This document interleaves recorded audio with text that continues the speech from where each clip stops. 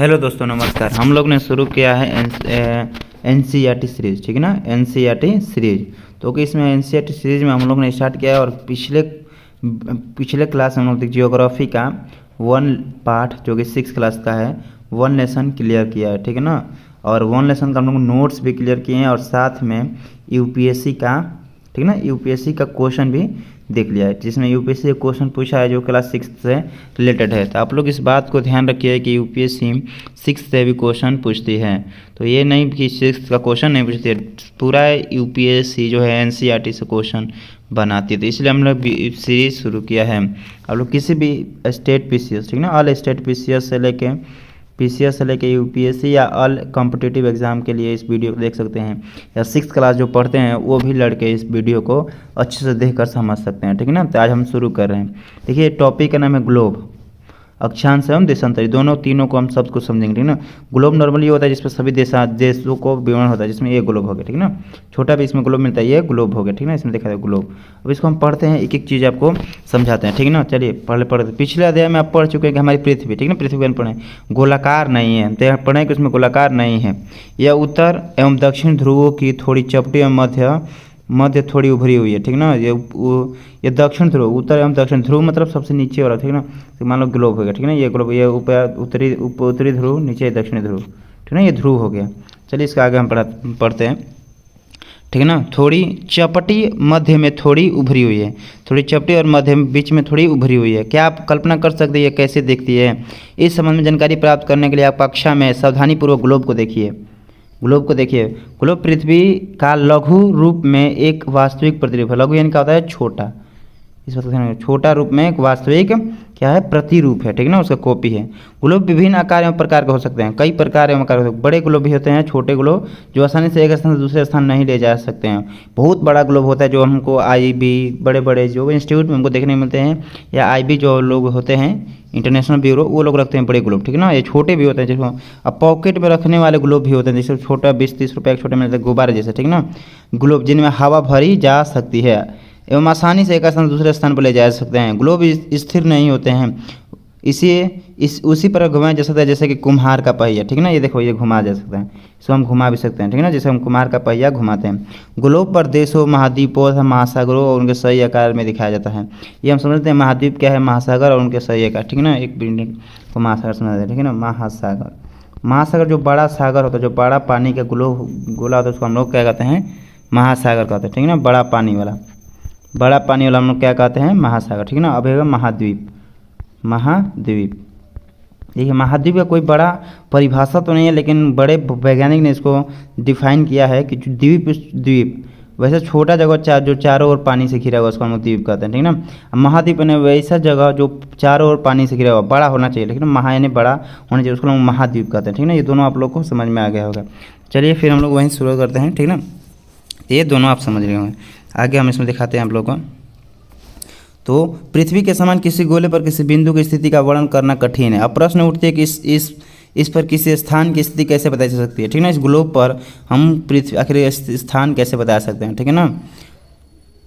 इसके लिए हमें कुछ बिंदु एवं रेखाओं का आवश्यकता होती है। हम देखेंगे कि कुछ सुई ग्लोब में झुकी हुई अवस्था में स्थित होती है, जिसे अक्ष कहते हैं, ठीक है ना। आप देखेंगे कि एक सुई, ठीक है ना, ग्लोब में झुकी हुई अवस्था में स्थित होती है, ठीक है ना। जो ये बीच में सुई यहाँ पर होता है, देखना, जो इसको हम अक्ष कहते हैं, ठीक है ना। जो बीच में जो ये अक्ष होता है, इस पर ग्लोब लगा होता है, ठीक है ना, ये इस पर लगा है, जो बीच सुई होता है, इसको हम क्या कहते हैं? अक्ष कहते हैं। ये नाचता रहता है, ठीक है ना, उसको अक्ष कहते हैं। ग्लोब पर वे दो बिंदु जिनसे होकर सुई गुजरती है, उत्तर तथा दक्षिण ध्रुव, ठीक है ना। बोल ना, ये नीचे वाला जो है, नीचे वाला क्या है? दक्षिण ध्रुव है, ऊपर वाला उत्तरी ध्रुव है, ठीक है ना। ये बीच में, ठीक है ना, उत्तर दक्षिण ध्रुव। ग्लोब के इस नई सुई के चारों ओर पृथ्वी की भांति, ठीक है ना, पश्चिम से पूर्व की ओर घुमाया जाता है। इसको हम ऐसे घुमा सकते हैं, ठीक है ना, ऐसे पश्चिम से पूर्व की ओर। तो ये हमारा हो गया पूर्व, ये हो गया पश्चिम, ध्यान रखिएगा, ठीक है ना। इसको हम समझा देंगे, अपना मैप बनाएंगे, ठीक है ना, इंडिया का मैप बनाएंगे, उसको समझा देंगे। यार मैप ला भी देंगे, इसमें कोई दिक्कत नहीं है, ठीक है ना, कोई इशू नहीं है, समझिए आगे। लेकिन याद रखिए कि इन दोनों में एक अंतर है। पृथ्वी एक वास्तव में ऐसे सुई नहीं होती है, या अपने अक्ष पर चारों ओर घूमती है, ये सही है, ठीक है ना। तो पृथ्वी क्वेश्चन आएगा, पृथ्वी अपने अक्ष पर चारों ओर घूमती है, तो आंसर होगा हाँ, ठीक है ना। पृथ्वी अपने अक्ष पर चारों ओर घूमती है। जो एक काल्पनिक रेखा है, यह एक अन्य रेखा भी ग्लोब को दो बराबर में बांटती है, ठीक है ना। चलिए इसको हम आगे देखते हैं, आगे, ठीक है। इसको देखिए, एक सेकेंड, चलिए। हाँ देखिए, इसे विषुवत वृत्त कहा जाता है, ठीक ना। विषुवत यानी जो, एक मिनट, विषुवत हम देख समझ लेते हैं पहले विषुवत क्या है, ठीक ना, उसके बाद आगे देखते हैं। देखिए कह रहा है इसमें, एक अन्य काल्पनिक रेखा जो ग्लोब को 2 बराबर भागों में बांटती है, ठीक ना। ग्लोब को जो 2 बराबर भागों में बांटती है उसको हम क्या कहते हैं, विषुवत रेखा कहते हैं। एक सेकेंड, इसको जूम कर लेंगे, ठीक है ना। वेट दोस्तों, वेट, चलिए आगे, ठीक है ना। एक मिनट, हाँ ठीक है, ओके। इसे विषुवत वृत्त कहा जाता है। विषुवत यानी इक्वेटर, ठीक है ना, जो नीचे होता है इक्वेटर, ठीक है ना। पृथ्वी के जैसे मान लो हम मैप बना रहे हैं, ठीक ना, इक्वेटर उसको कहते हैं। और जैसे मान लो 0 डिग्री अक्षांश हो गया, ठीक है ना, ऊपर 30, नीचे 30, 60, 90 डिग्री पर, ठीक है, ध्रुव आता है, 90 डिग्री पर ध्रुव आता है। जो 0 डिग्री पर उसको हम लोग क्या कहते हैं, विषुवत, इक्वेटर, इंग्लिश में इक्वेटर कहते हैं। इंग्लिश में इक्वेटर भी कहते हैं, नीचे बीच में हिंदी में ध्रुव, ठीक ना, या विषुवत भी, विषुवत कहते हैं, या उसको, चलिए आगे समझते हैं, ठीक ना। विषुवत भी कहा जाता है।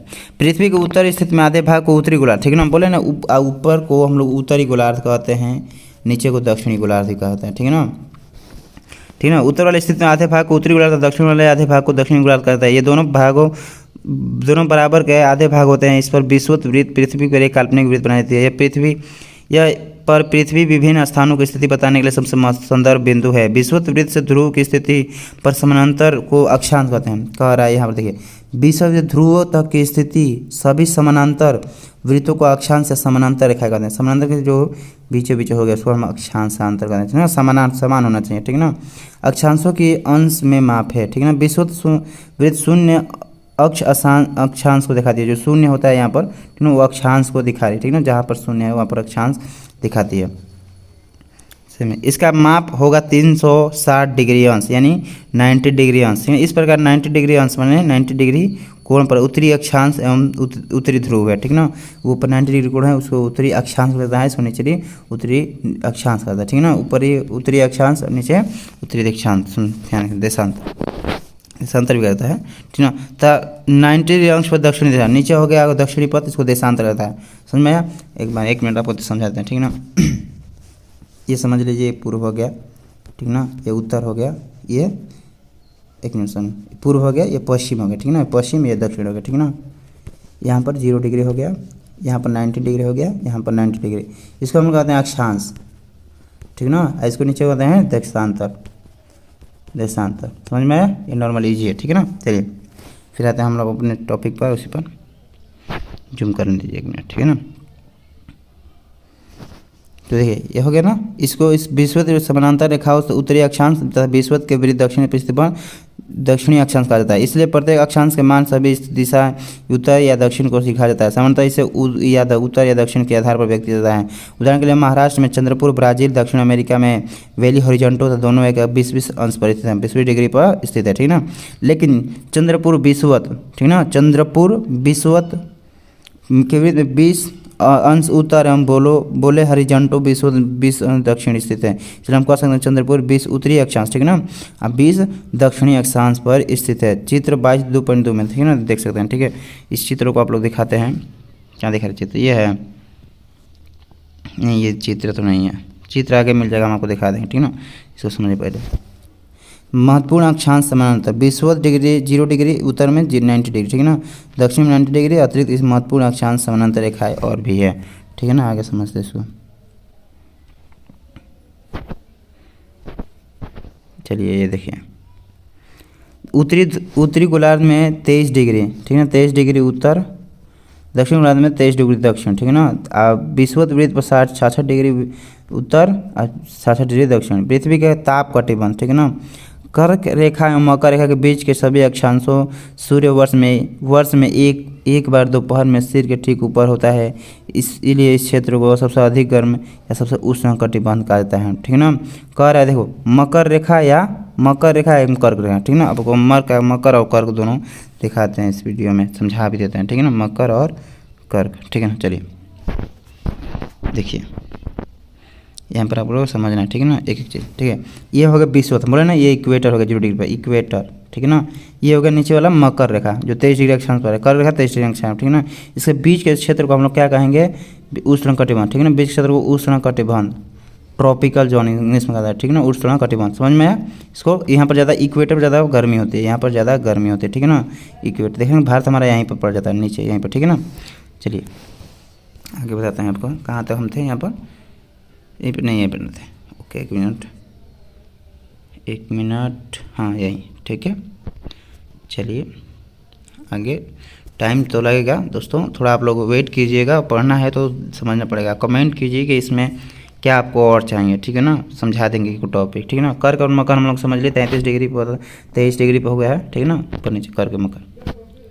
ध्रुव की तरफ सूर्य की किरणें तिरछी हो जाती है, इस तरह उत्तरी गोलार्ध को कर्क एवं उत्तर ध्रुव तक दक्षिण गोलार्ध में मकर रेखा एवं दक्षिण ध्रुव के बीच उत्तर वाले तापमान को शीतोष्ण कहा जाता है, ठीक है ना।